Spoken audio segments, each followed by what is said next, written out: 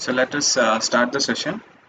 Um, so this is the sixth tutorial session for problem solving through programming in C. So as you know, this course is a SWAYAM course which is floated by Professor Anupam Basu from Department of CSE, IIT Kharagpur, and I'm Siddhant, and I'm ATA who is in charge of taking these tutorial sessions where we'll be covering the concepts briefly and mostly discussing questions, which will help you out with the assignments and the uh, final exam. So, in week number six, that we are going to discuss here, we looked at arrays, what exactly are arrays, and how to initialize them, how to read data from the arrays, and how to do different operations. So, we'll look at a few questions involving arrays. So before we start, what are arrays? Arrays are basically some kind of contiguous memory locations, right?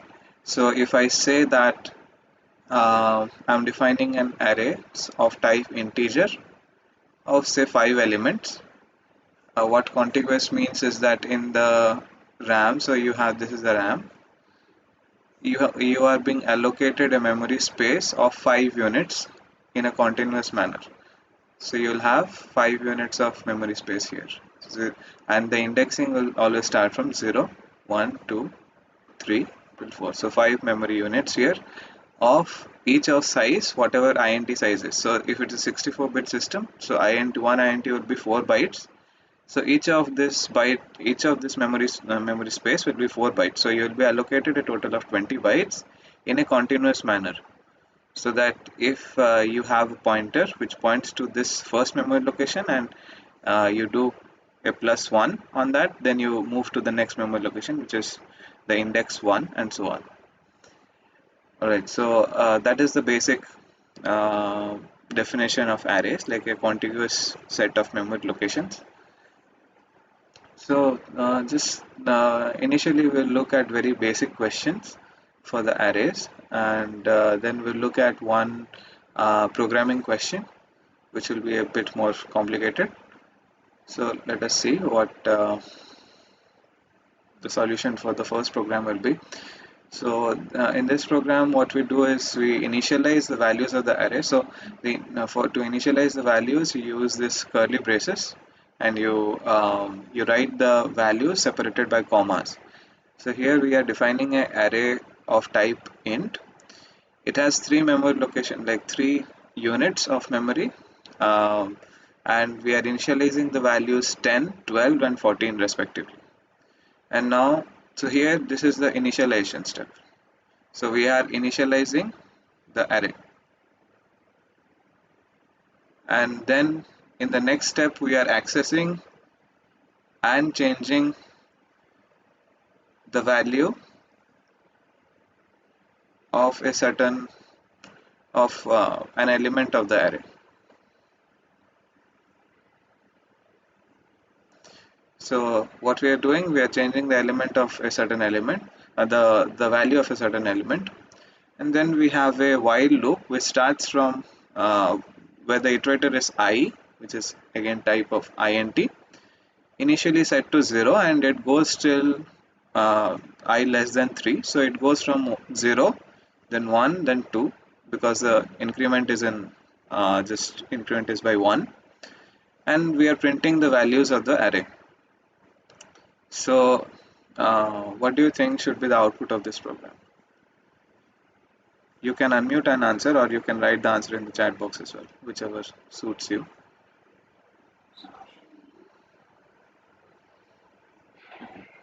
Yeah, so the answer should be option B.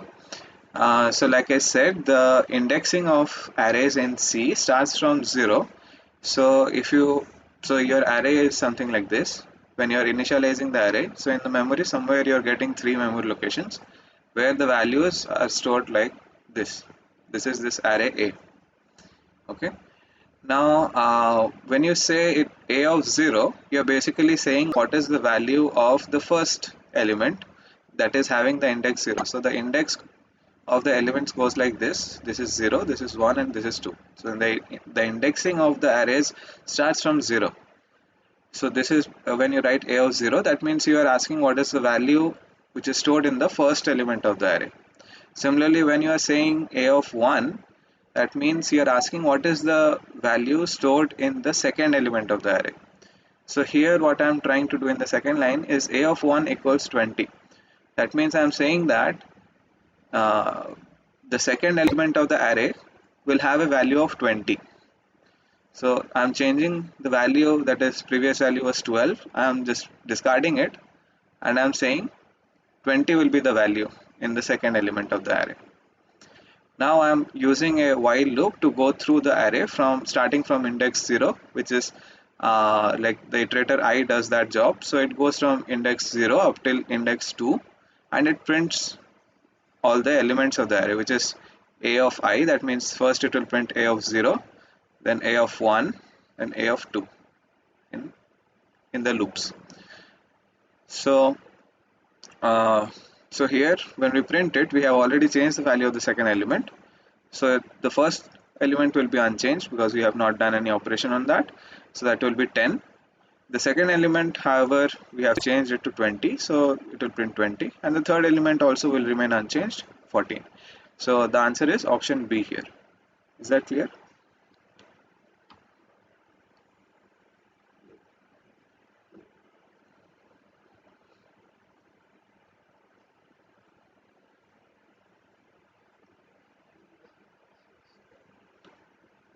Okay, I can explain again.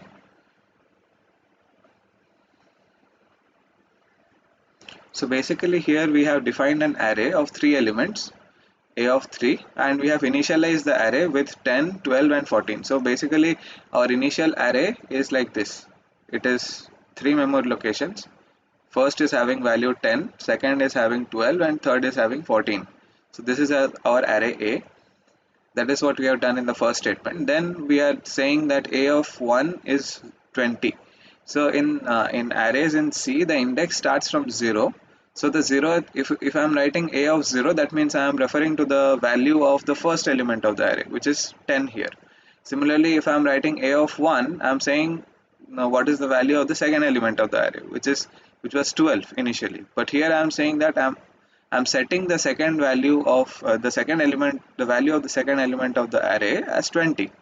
So a of 1 means the second element of the array. Now I'm saying that the second element of array A should have a value of 20. So this, instead of 12, now the value 20 is being stored in the second element of the array.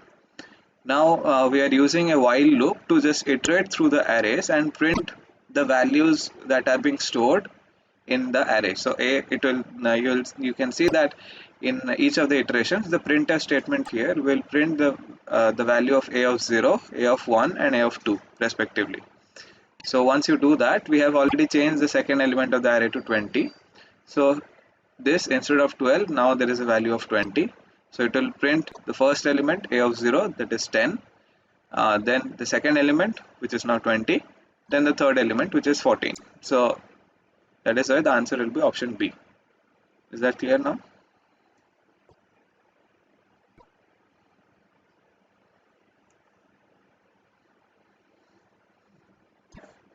Okay. Uh, okay. Then we can look at the next question. So the question asks that there's an integer array of size 15. So integer takes 2 bytes of memory. It is specified. So in all such kind of questions, it will be specified whether one int you need to take it as 2 bytes or 4 bytes. It will be mentioned in the question itself. So an integer array of size 15 is declared in a C program. Now the memory location of the first byte of the array is 2000. What will be the location of the 13th element of the array? So this takes into account what the definition of array is, that is a contiguous memory location. So one after another the memory locations will be arranged. So you have to calculate and you have to tell me what will be the location of the 13th element of the array.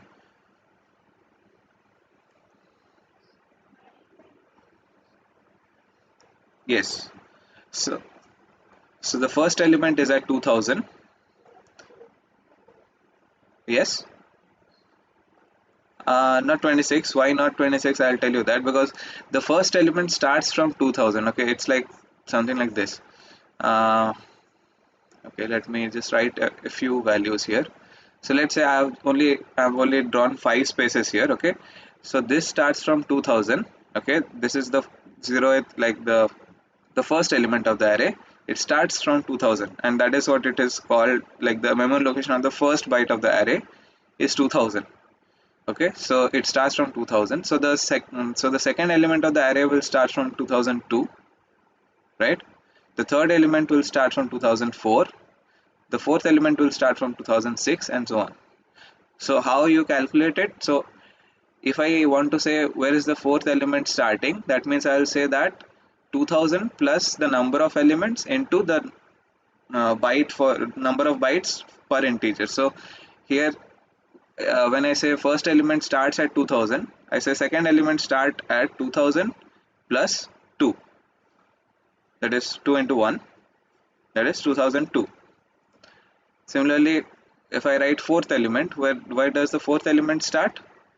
Where the third element ends, that is where the fourth element starts. So you write 2000, which is the initial starting value of the entire array, and how many elements are before this? 3 elements. And how much space does each element occupy? That is 2 bytes. So you have 2006. So the fourth element starts from 2006. Similarly, if you say what does the 13th element start from? So you say 2000, which is the starting point of the array, plus how many elements are before this? 12 elements. And how much does each of the element occupy? 2 bytes. So you have 2024. So 2026 is where the 14th element starts, or the 13th element ends, basically.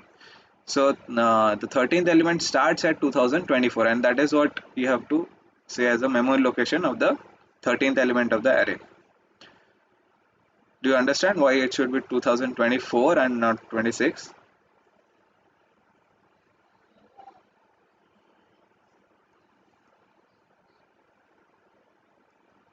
Yeah, yeah. Just a moment. Okay, so so the array is a contiguous set of memory locations. What that means is that all the memory locations are arranged one after another.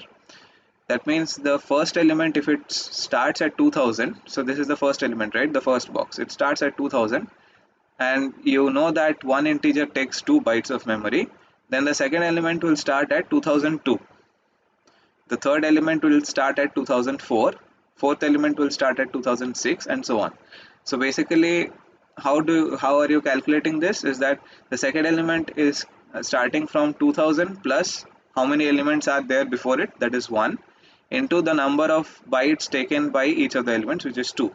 So the second element is starting as 2002. Now the fourth element, where it is starting?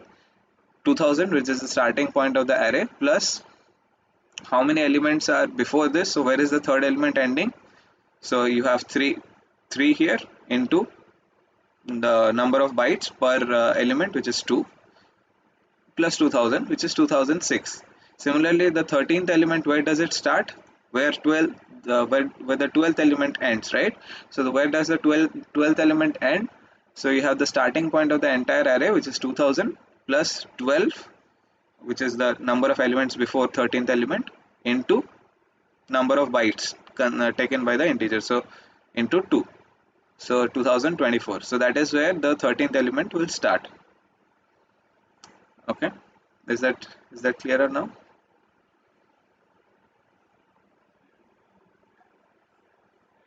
Mm-hmm. Mm-hmm. The fifth element address will be okay, if the integer is 2 bytes, every integer, then it will be 1000 plus 4 into 2, which is 1008. It will start from 1008 and end at 1010. So depending on what the question asks here, so you see the memory location of the first byte, it's given the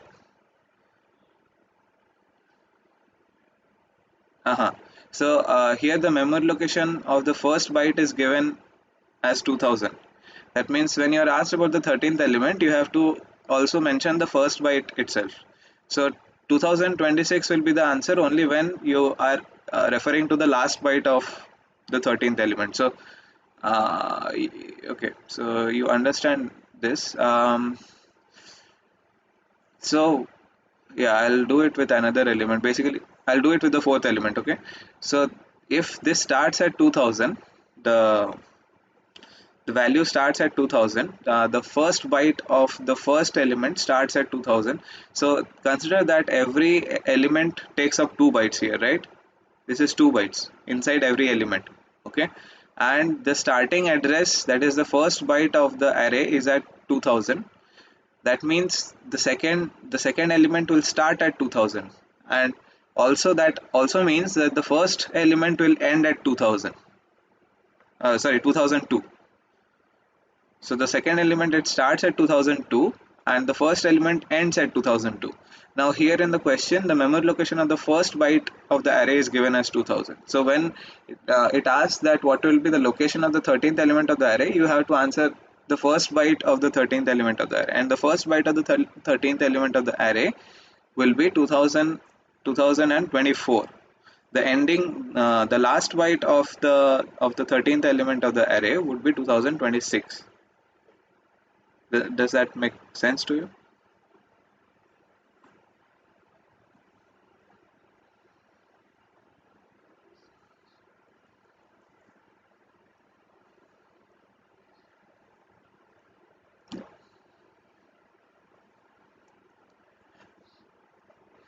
Okay, fine. So let's just go to the next. Yes, because every element has 2 bytes of, like, takes 2 bytes of memory because it's an integer array, and the question says that an integer takes 2 bytes of memory. So uh, like there will be 2 bytes for every element. Yes, every element will have.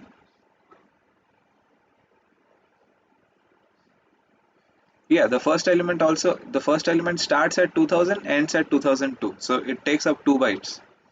Now the second element starts at 2002, ends at 2004. 2 bytes again. Similarly for the rest. Yeah. Yes.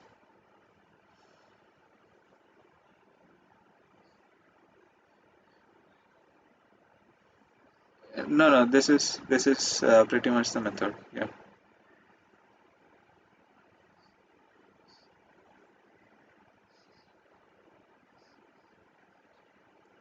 Yeah.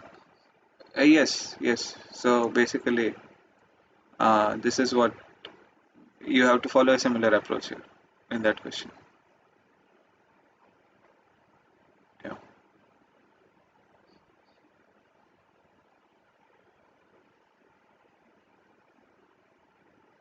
Yeah, you'll see the marks probably a bit later. I'm not sure about that, but you'll see the marks a bit later probably. Yeah.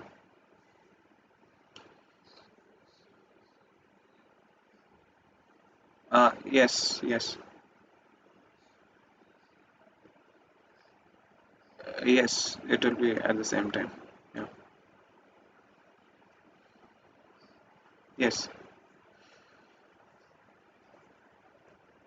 Um, okay. So let's look at the next question. We have an array called A.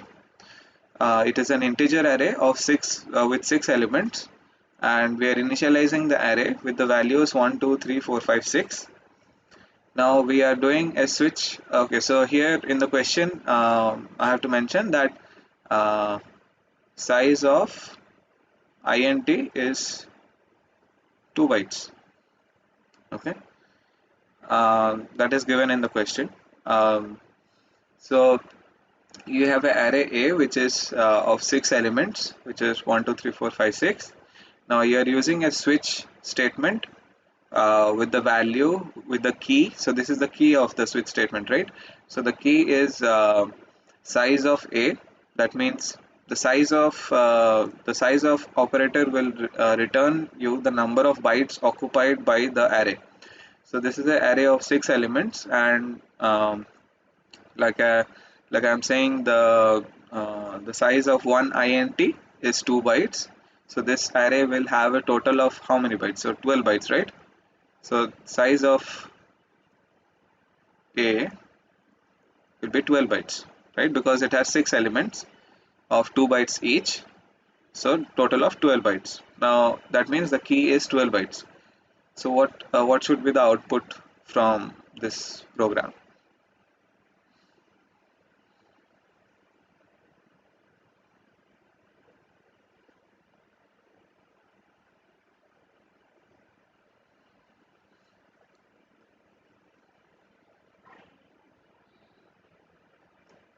Right. So the answer here will be IIT Madras.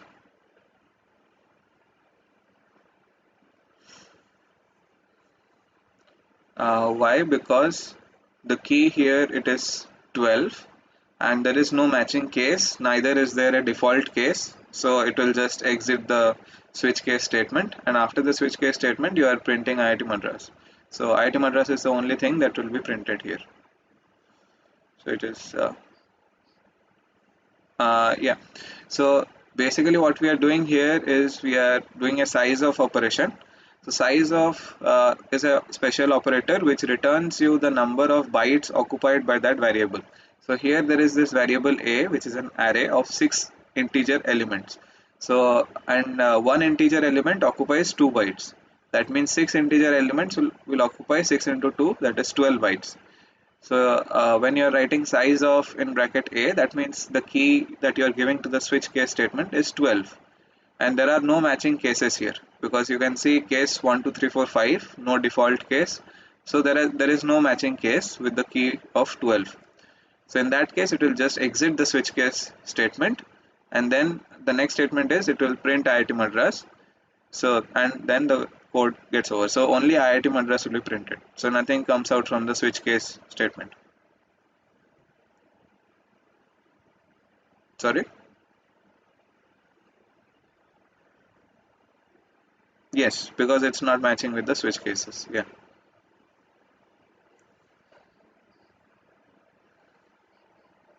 Yeah, the IIT Madras is outside the switch case.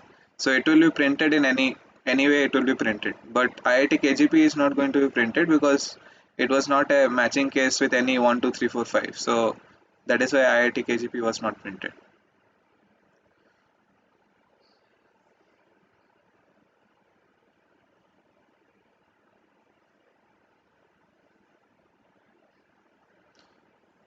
So,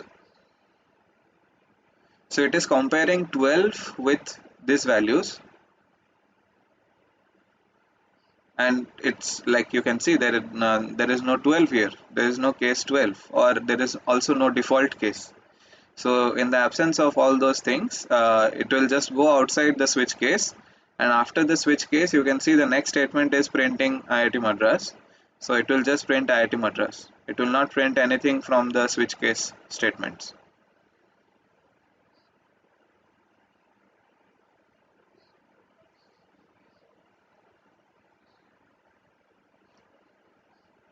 Yes, I mean in this case, yes, because there is no matching case with the key. So the key was to, yeah, no, no, the switch case statement was covered 2 weeks back. You can just revisit the lectures there. So basically, there is this key that you have to give, which here is 12, because size of A is 12. So the key here is 12. It tries to compare where the matching case is, but there is no matching case here. So if there is no matching case and there is also no default case, it will just go outside the switch case statements and it will go to the next statement. Now the next statement following the switch case is the printf statement, which prints IIT Madras. So that is the only thing that will be printed in this from this code.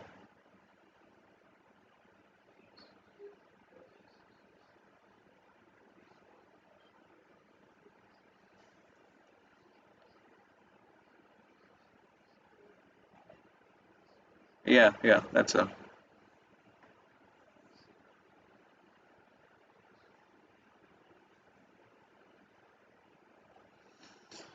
Okay. So let's look at the next question then. So what we are doing here is we are defining an array of size 2. So this is basically the size of the array. We define the size of the array, like how many elements are there. Um,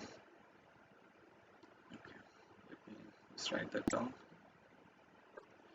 So we are defining an array. Yes. Option B. Okay, we'll see. Yeah, why do you think it's option D?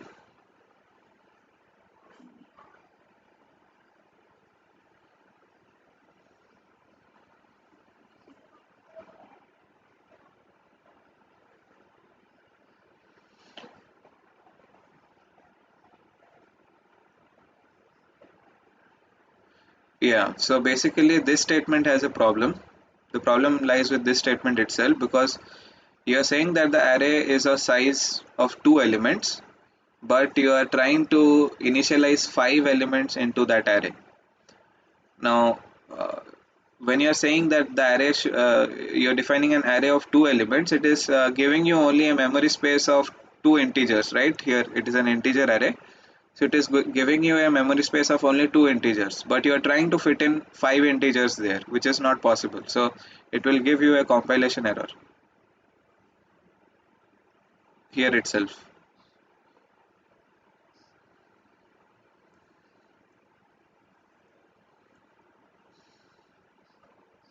Yeah.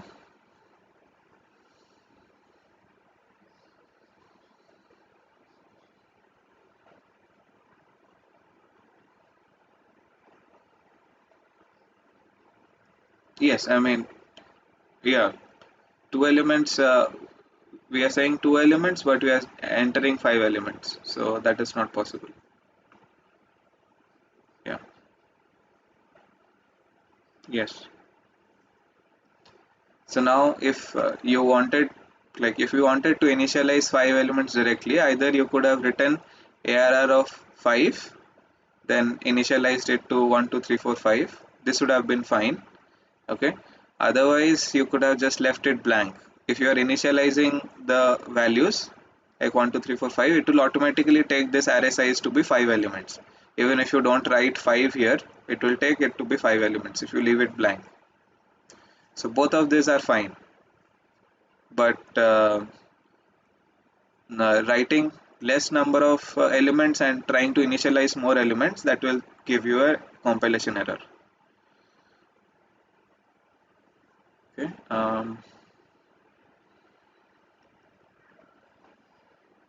Mhm. Yes, I mean, because yes, that is also possible because even so, it depends on what. Okay, so there are two things. First is you are okay, so you have five elements and you have many more. Okay, so this is basically the memory that you have been allocated only this much. Okay, two elements. Now it is possible that this like this memory is free, like this memory location, this memory location, these are free. It is possible, so it has some kind of garbage value, but uh, you are accessing a memory element which is like which you are not storing any value, so the value is not being stored anyway. So because you are defining an array of two elements, your value 1 and 2 are being stored, but further more than that they are not being stored because you are not you don't have access to store anything there. But because these memory spaces are free, when you write ARR of 3, they can access the memory elements and they can give you the value. So in modern compilers, they might not throw a compilation error, rather they will run successfully, but they will give you some garbage output because there is no storing that has happened on the first in the first sentence itself. Okay, but traditionally, like in the traditional compilers, like older compilers, this will throw a compilation error. And even like if you see the other options, this will be like the compilation error is the most correct answer compared to the other three, because there will be garbage output in most of the modern compilers, which is not an option here. So in absence of that option, compilation error would be the next best answer. See, yeah, did you understand why it gave a garbage value? Because like we didn't store any values here. Yeah. Yes, so those memory locations were free, so it was able to access it. So there was not an error. If it hadn't been free, then there will there will be an error if those memory locations were not empty. But they seem to be empty, so you are able to access it. But you were not able to store anything, so you have a garbage value there. Yeah, yeah. Okay, okay. So let's look at the next question. So we have a iterator I used in the for loop, and we have an array which is ARR. We are saying that the array has three elements, and we are initializing some value here, and we are printing all the values of the array. So the for loop goes from 0 up to less than 3 with an increment of 1. That means it goes as 0, 1, and 2, and it prints the values that have been stored in the array. So what do you think should be the answer here? Okay. So okay, so it is an integer array. It's an integer array that is something here you need to keep in mind. So for integer arrays, if you don't write anything, they will still be initialized. The values will be initialized to 0. Okay. So if I write simply int arr of 3, just this much, they will be initialized to a value of 0 only for integer arrays. So if I try to print this arr, I will get a value of 000. Okay. Here what we are trying to do is we are trying to save, we are having three elements in the array, but we are trying to save only one. Like we are initializing only one value. That means the other values are automatically initialized to 0. So it will be 3, 0, and 0. So the first element will be 3, and the other two elements will be 0. So it will be 3, 0, and 0, not 3.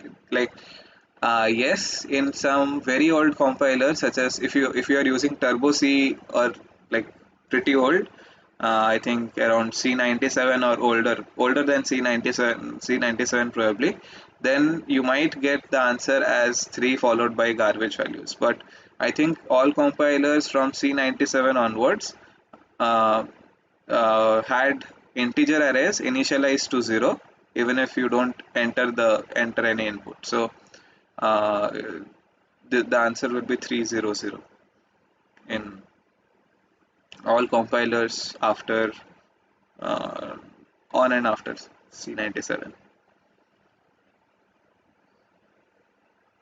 Yeah. Okay. So if there is no other doubt, let's look at the next question. So we are defining an array ARR of 10 elements here, and we are specifying only 5 values. So like we saw in the previous question, it is spread quite similar. So here we had 3 elements. We said that it's an array of 3 elements, and we were giving only one element value. So the subsequent elements were initialized to 0. Similarly, here also we have an integer array of 10 elements. We are giving only 5 elements value. So like this is pretty straightforward. Can you tell me the answer here? Yes. So like you can see the index will be something like this, and it will go till 9, right? So all the rest values will be 0, 0, 0, 0. So this is how the array will be initialized, and the fifth element basically will be 0. So option B. Okay. Right. Now let's look at the next question. This is, yeah, this is a bit of a different way of writing or accessing the array elements. So you have a array which is of 10 elements, and you are saving some value there, like you are saving some values to the array, and then you are saving one of the value of one of the elements of the array in a integer variable p, and you're printing p. So what should be the value of p here that is being printed?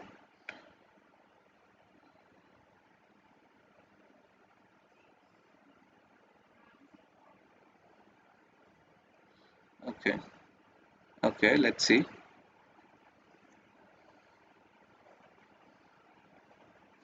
Okay, so this is your array, which I have written the index as well here.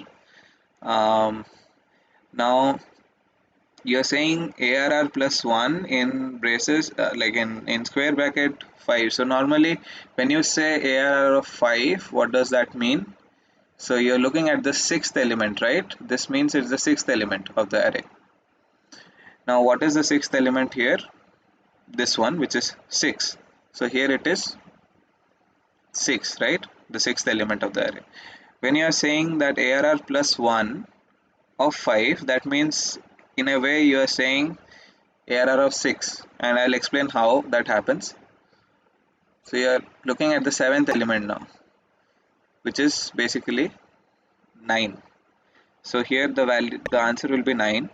But how this internally what happens here? So it's a concept of pointers. So when you have an array, say I'm talking about only array of element of 3 elements.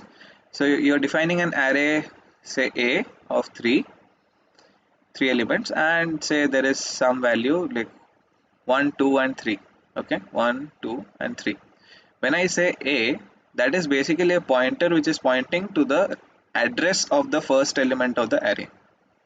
Okay, when I say A of 0, that is basically the value of the first element of the array. When I say A of 1, that is basically something like this, which means it is you're going to the second element and saying the value of the second element. So here what ARR plus 1 means, so here ARR, when you say just ARR, it points to the first element of the array, which is it's the address of the first element of the array. Okay, now when I say ARR plus 1, that is the address of the second element of the array. Okay, now I'm standing at the second element and I'm saying what is the fifth element from here. So that is why you're going to the seventh element. I'm standing at the second element. So when I say ARR plus 1, it is pointing to the address of the second element, and from there I'm saying that which is the fifth element from here. So that is why you're looking at the seventh element overall, and the seventh element overall has a value of 9, and you're asking the value here because you are using the square braces. So basically you are asking the values here. So the value here is 9. Is that clear? How and why we are looking at the seventh element here?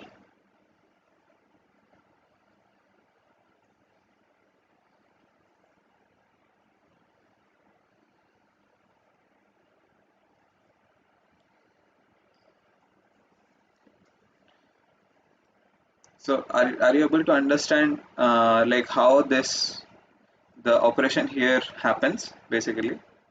We'll look at pointers a bit later, but like sorry. Okay, okay, great. So if this is clear, then we can have a look at the next question, which is more of a theory question. So um, which of these options are correct? So an array of the void data type, um, and there are a few options, can store any data type, only stores element of similar data type to first element, acquires the data type with the highest precision, and it's not possible to have an array of void data type. So which of this do you think is correct?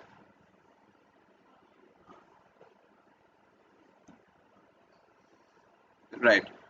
right? So there, it's not possible to have a array of void data type because it's a bona fide memory location that will be allocated to you when you are defining the arrays. So you need to specify what type, what data type it is. It cannot be a void data type. It has to be either boolean, float, int, character, or it has to be some data type which has a definite size. Okay, so size and type. So it is not possible to have a void data type array in C. Okay, good. All right, now, okay, so the next question is which of the following statements finds the minimum value in an integer array named myArray in C?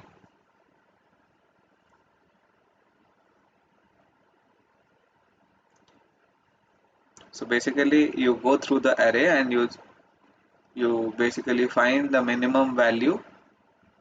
of minimum value that occurs among the elements of the array. So which of these algorithms give us that?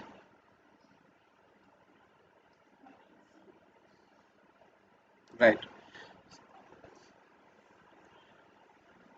right. Option C is the correct answer here. So what you do is you initially take this mean value to be the int max. So this is actually a it is an integer literal. Okay, it's a integer literal which basically uh, has the maximum, like it's the maximum value that int can store. Okay, it's the maximum positive value that int can store. Now that is what is meant by int max. It's a integer literal.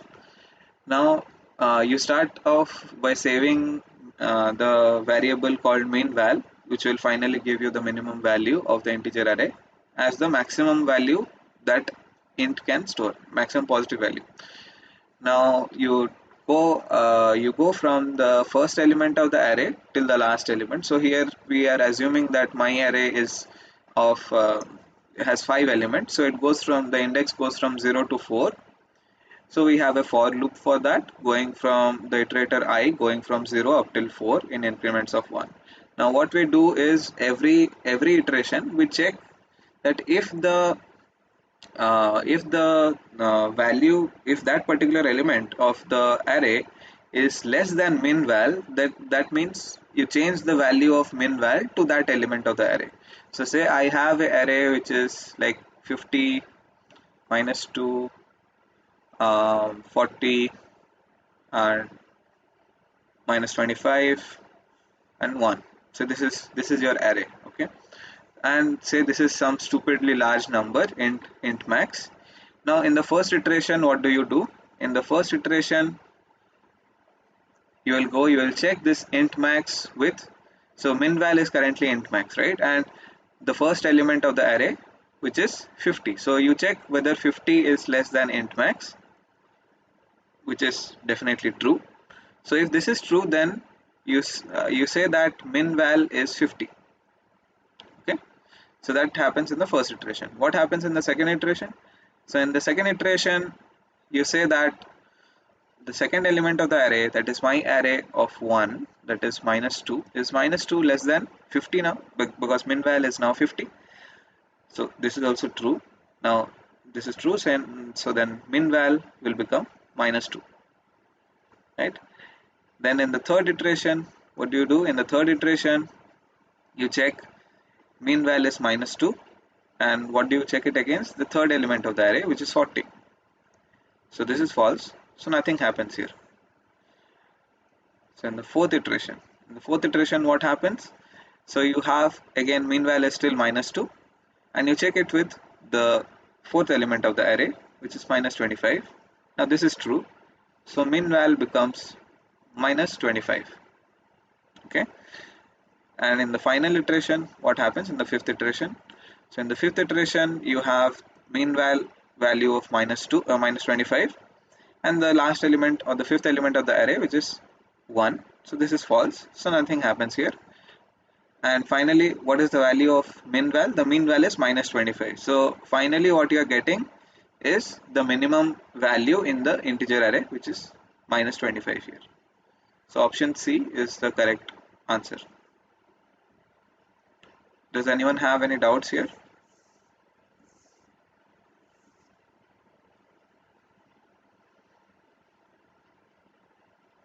Okay.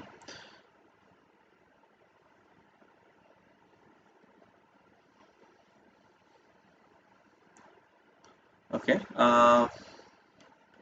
So let's see the next question. So this is the question not from arrays but from switch case. So let's see how many A's will be printed when the following code is executed. So you have a integer variable I, a character variable C, which is set to the letter A. Now there is a while loop with the iterator I. The condition is I less than 5, and the increment happens at the very beginning itself. Um, and then we have a switch case with C, um, and there is a case letter A inside, which prints something, and then there is a break. So and finally you print an A after the while loop is done. So this is the switch case loop ending, this is the while loop ending. So after the while loop you print A again. So how many A's will be printed?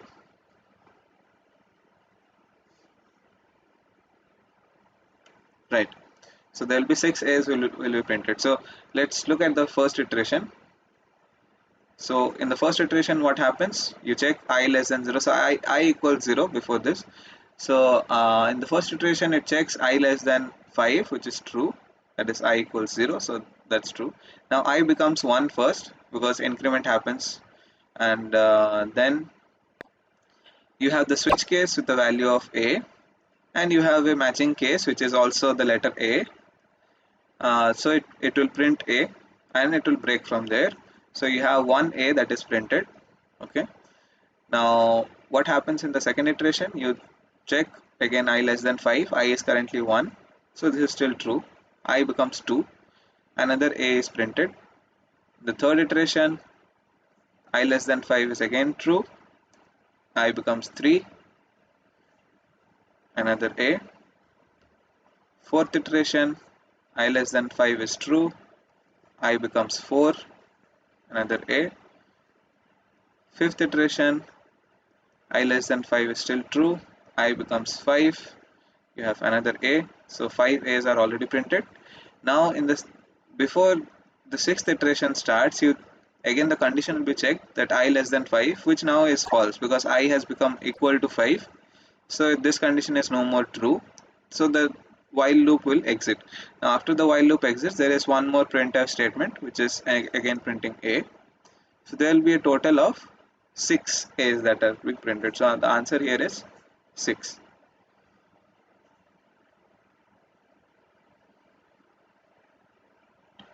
Okay.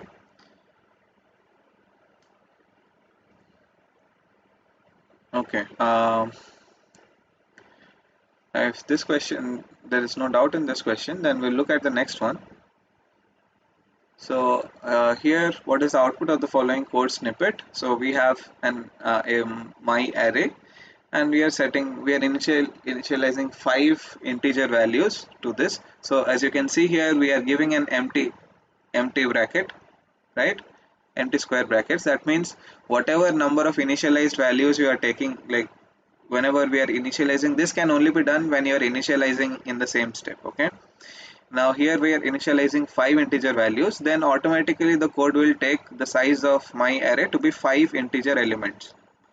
Okay, so that is why we have given an empty bracket here. So it will automatically, the compiler will consider that this is all the elements in the array, total of 5 elements, and that is what it will take the size of, like the number of elements of the array called my array is 5, the number of elements. Okay. Now we are trying to print some index of 5, like the index 5 of my array. So what should be the output here?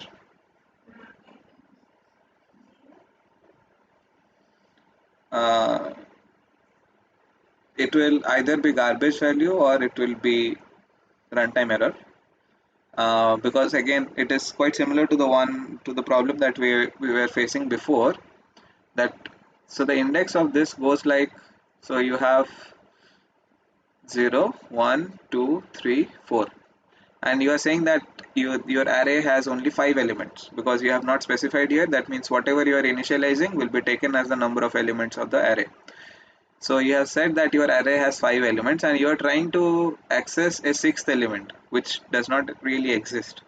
Like you have not said that there is a sixth element in the array, and you're trying to access that while you're printing this index of 5. That means it's the sixth element that you're trying to access here, which does not exist. So it should, with a traditional compiler, it should give you a runtime error. But if not, it will give you some garbage data, whatever is stored in the next element, which is not associated with our program. Okay, might be free, so it will give you some garbage value. If it runs successfully, it will give a garbage value. If otherwise, it will give you a runtime error, because we are trying to access something which we have not really, we don't have access for that, because we are saying here that we have an array of 5 elements, but we are trying to access the sixth element, which basically we have not said that there is a sixth element. So we don't have access to that sixth element. Like we should, like legally, and we don't have access to that. So it should be a runtime error. And someone was asking me in the previous classes, where do runtime errors really occur? So this is a case. So you are basically accessing a memory location which is not allowed for you to access. So that should, with a strict compiler, it should give you a runtime error.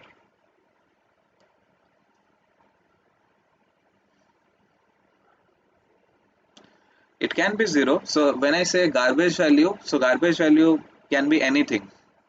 Okay, like it can be any value, but 0 here, when you say in the purview of integer arrays, when you say 0, that means either there has been an initialization to 0 being done, otherwise it will be simply written, there would be an option called garbage value. Okay, so there would be an option called garbage value. If in that case, like it would be a conflicting question, because both D and E both are correct in that case. Like for more modern compilers, it will give you a garbage value, but older compilers will give a runtime value. So usually you will not get both of these options together.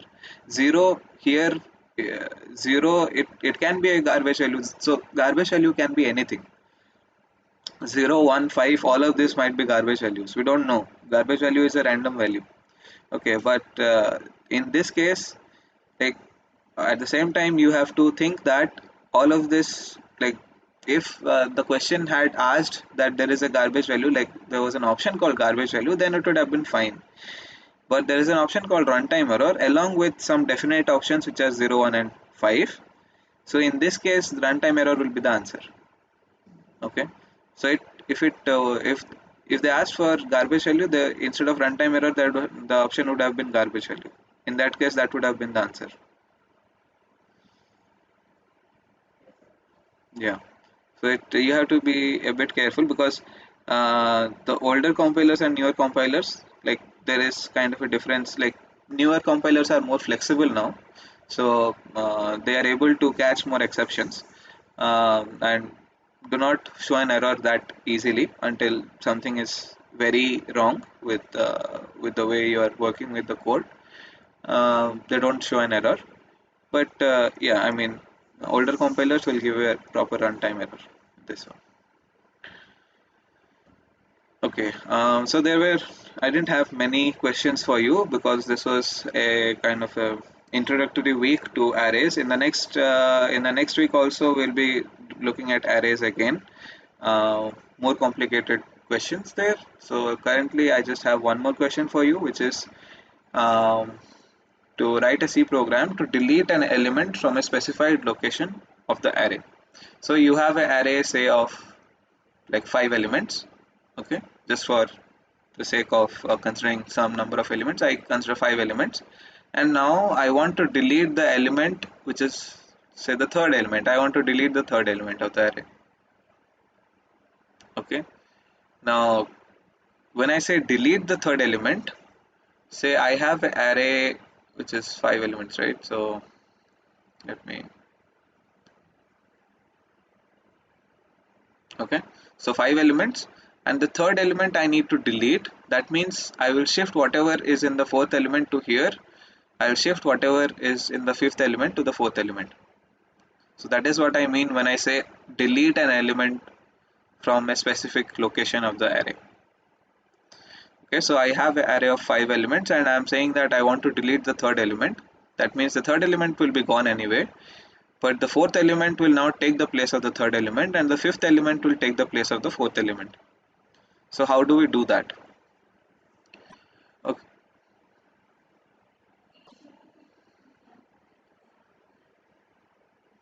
Yes, exactly. So what we will do, so let's say I'm just writing some values here. So say n is 5, which is the number of elements of the array, and our key is the third element, which is say 2, because the index, I'm writing in terms of index. So this is the index of the third element, right? This is index of third element, and this is the total number of elements. Okay, let's say I'm just writing that just for the algorithm. I have the entire code in the next slide. I'll just write the algorithm here. So I'll go for a for loop with a iterator which starts, say there is I is an iterator. Now I'll say that, uh, okay, so I is an iterator which I will start from the third element itself. Okay, so why third element itself? So I'll start this from key. Okay, let me yeah, I mean I have used a while loop here, but yeah, for loop could also be used. So I'll start from key, that is I'll start from the second element, and which element I'll go till. So I have to go till n minus 2 elements. Why? I'll tell you why. So it will depend on how you write the code. So basically the third element goes, it should be deleted, so I don't need to care about the third element. So what I'll say, so the array is ARR and it is having a size of n, which is 5. So now I'll say ARR of I equals, so ARR of I means in the first iteration the key, that means the third element is equal to ARR of I plus 1. Okay, now this, yeah, so I'll write this and then I'm done. Yes, I mean that will happen in the loop form itself. Like what I'm saying is I'm starting the for loop from here, okay, and I'm saying that this element value will be the next element value. So it automatically comes here, and when I reach to the next element, that is key plus 1. So this is where the key is. Now when you go to key plus 1, okay, I becomes key plus 1. So this element has already been transferred to the previous element, so it's fine. We don't need to save this value for swapping to a temp value or something. We can just bring the next value here. So in that case, ARR of key plus 1 will be ARR of key plus 2. So if you go like this, you don't need to go to the very last element, right? You just need to go to the second last element of the array. That is why I have used uh, n minus 1. So here in the first iteration of this loop, what will happen? So first iteration means I equals key, okay, that is the value of 2. Now ARR of 2 equals ARR of 3. So the fourth element value gets stored in the third element.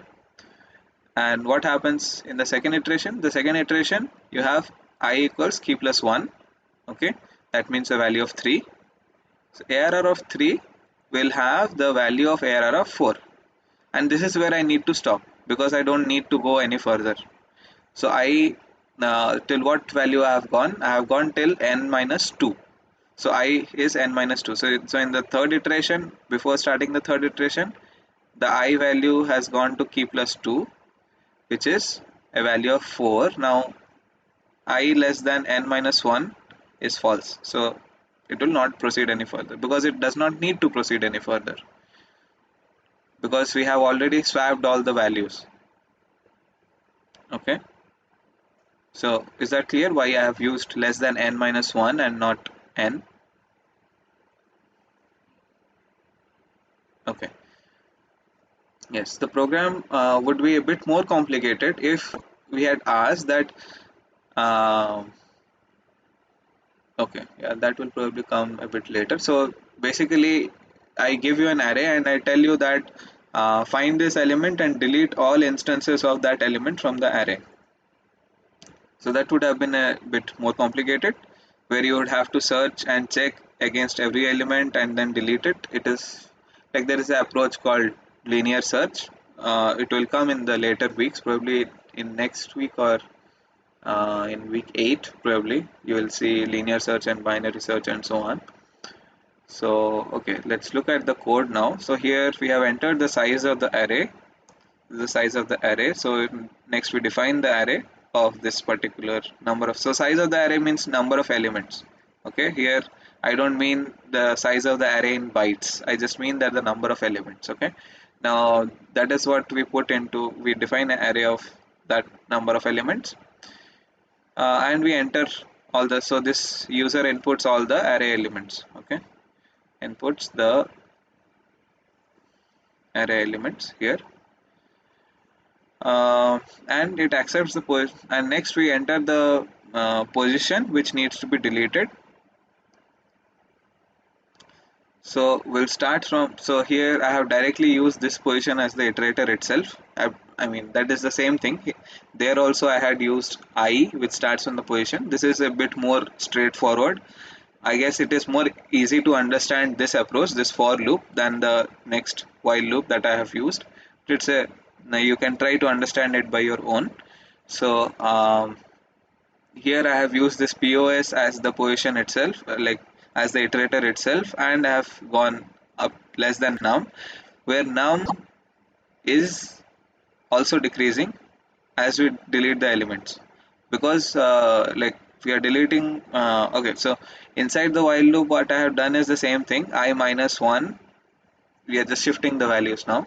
Okay, we are shifting the values, and so position here. Okay, so let me clarify this, that the position here is not the index, it is the actual, like the element number. Okay, it's not the index. So when I am saying that it's index plus 1, that means like the fourth, say I'm just asking the user which element, that means fourth element, that means index of 3. Okay, so but POS will be 4, so I'm just saying fourth element. Okay, so say example fourth element, so POS will be 4, that means index of 3, that is what needs to be deleted. Okay, so I'm entering the element number, not the index number. That you need to be clear about here. So in the earlier one I was entering the key, which is the index number. Okay, but here I am entering the just the element number, which is 4. Say 4. Okay, and now I start from there itself, and then I do this minus 1, just the opposite kind of thing. So here I started from, I use the index, so I did from the index itself, like from the key itself, because the key was the index. I did I, which was storing I plus 1. Here I did the opposite thing, which is I am going with the element number, and I'm doing that. So the element number 4, when I'm saying element number 4, that means it's index number 3. So that is what is being done here, POS minus 1. That is why it is POS minus 1. Okay, so it's the index which is storing the index, the fourth index, into the third index. Okay, and then POS plus plus. And finally you are just deleting the last, like you're decreasing the value of num by one element, because you want to print the array, right, at the end. After deleting the element, you want to print it. So we don't care what is there in the last element of the array, so we don't want to print that. Okay, so we'll just decrease the num by 1, so that we just forget about the last element of the array, because all the that is now shifted, the values are shifted. So the last element of the array, we just need to forget about it. So I'll just decrease the value of num by 1 at the end, after the while loop. So when we print the array later on, we go from 0 up till num. So when we print the array, the last element is no more being printed. Is it Clear?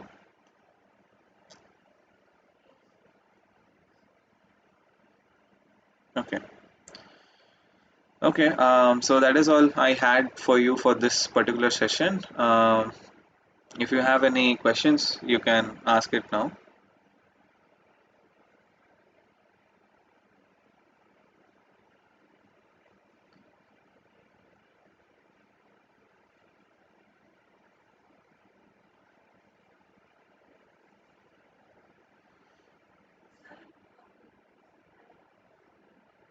Huh? Sorry? If you... Mhm.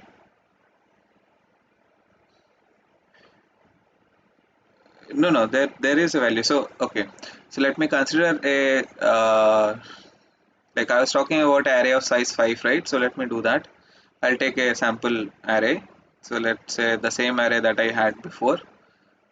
This is some 40 or something, minus 25, and then some, let's say 5 or something. Okay, maybe a different array now.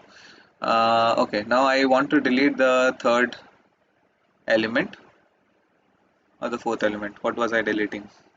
Third element. Okay, so I was deleting the third element. Now that means this.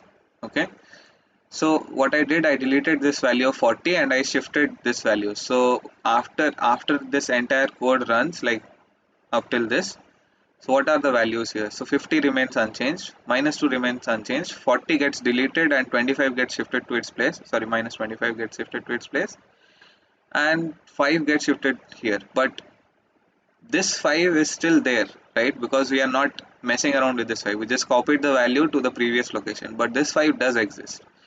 So if we don't do this num minus minus and we print everything, the 5 will be printed twice.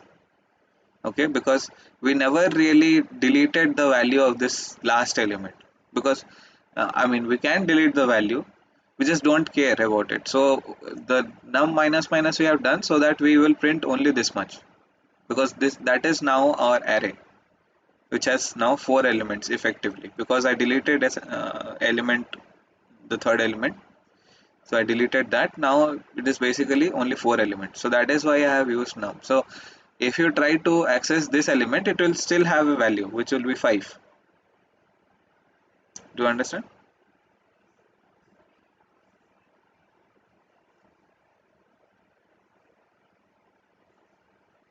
Yes, you can write, instead of this, instead of doing a decreasing the value of num, you can write here num minus 1. That is fine. Yes, that will also work.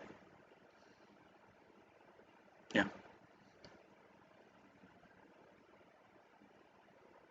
Mm-hmm. User wants to delete the 50th element. Okay. Yeah. If the user wants to delete the last element, then it will, you just delete that element and print the all the elements before it. So say the user entered here an element number 5. The total number of elements is 5. The user entered the element number 5. Then you will you don't really need to do all this while loop stuff. Straight away you just do num minus minus and be done with it. You just, anyway, this num minus minus you are doing, right? So it doesn't matter. So this, in that case, pos will be 5, right? Because I'm talking about fifth element and num is also 5. So this while loop will not run. Okay, because the condition is not satisfied.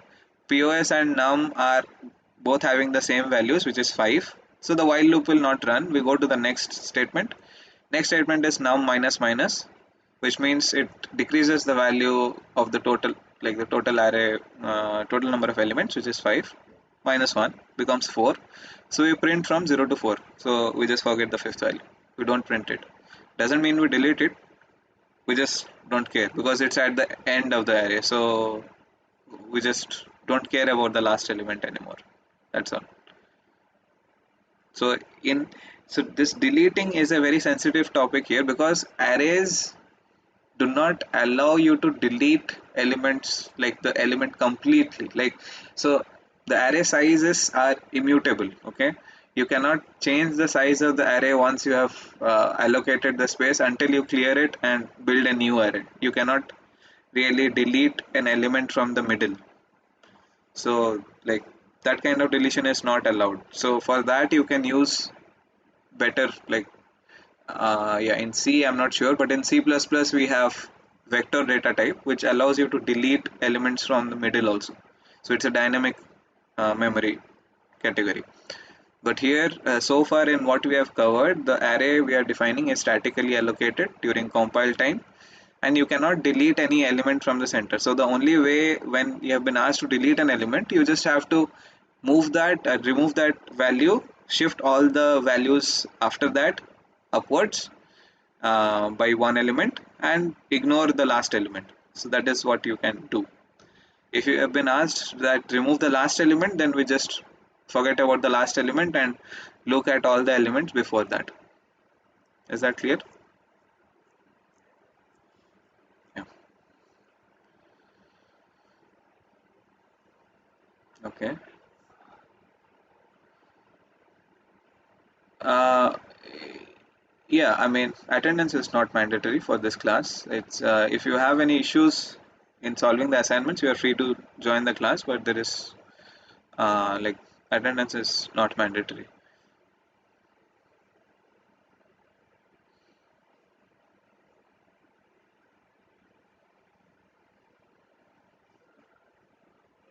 Yes.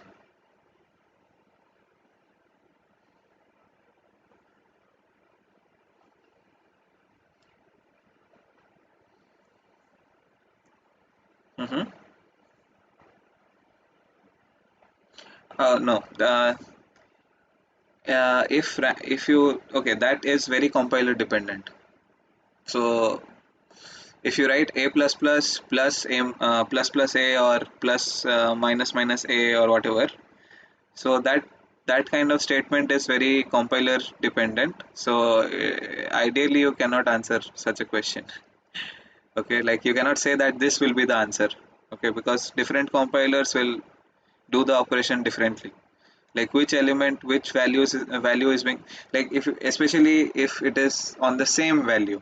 Okay, if it is on the same value, say a plus plus plus minus minus a, so if that is your expression and you're operating on the same value with the postfix with the prefix in the same statement, so that will be very compiler dependent, like which value is getting returned first, the postfix, the prefix, we don't know.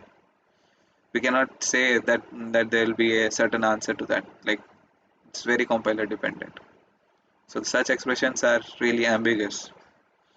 So if you remember, I shared in the previous PPT that I shared, there was a link previous, I think I think it was previous or the one before that. So there is this there is a link in some of the pages for more learning. You can go to that link. You can see that I think it was more to do with I don't remember exactly. It was yeah. You can go back to the previous PPTs and just have a look.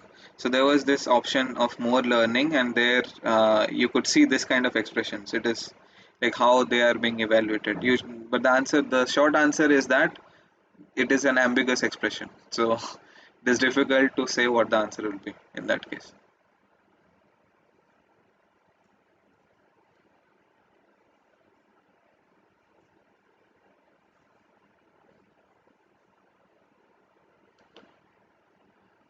Mostly you will get questions similar to that you see in the assignment. So, and you might have already seen that there will be a programming section and a exam. So the programming section, both the sections of the final exam will have similar questions as that you see in the assignment. So practice your assignments well and all these questions. Just look at them. It should be good enough. As long as your concepts are clear, you should be able to answer most of the questions.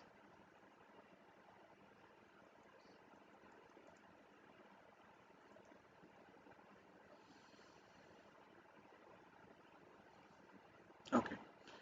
All right, so if there are no further questions, then I'll close the session now.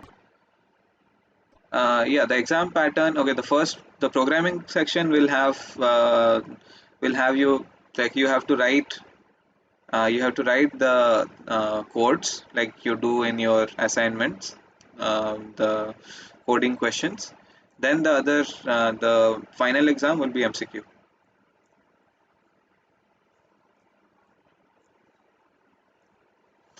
That I don't know. I'm not very sure. I don't have any exam papers or anything, so I'm not sure how many questions are there. But I think you will get all the details when it is declared. So I think all those details will you will get that.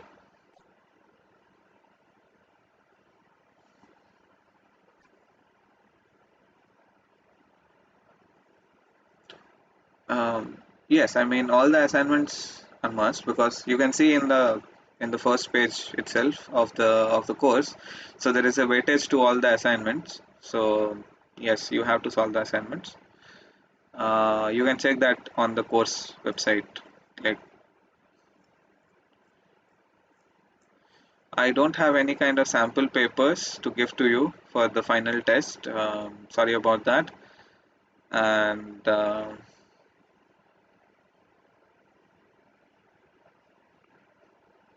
sample. So this questions that I discuss here are sample questions for the assignments as well as for the final exam. So the questions will more or less be in this manner and in the manner of questions that you get in the assignments as well. And the certification exam date is postponed. I don't know about that. You will, if it is postponed, then you will get a notice about that.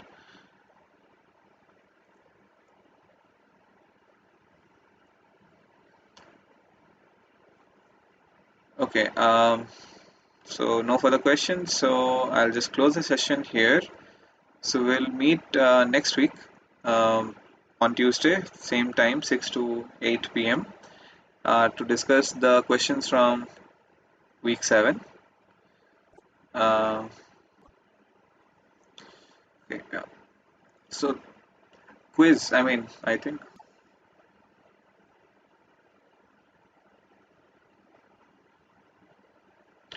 yeah, both quiz and assignments both are mandatory. Quiz is basically the MCQ part and the assignments is the programming part. So both are mandatory for you.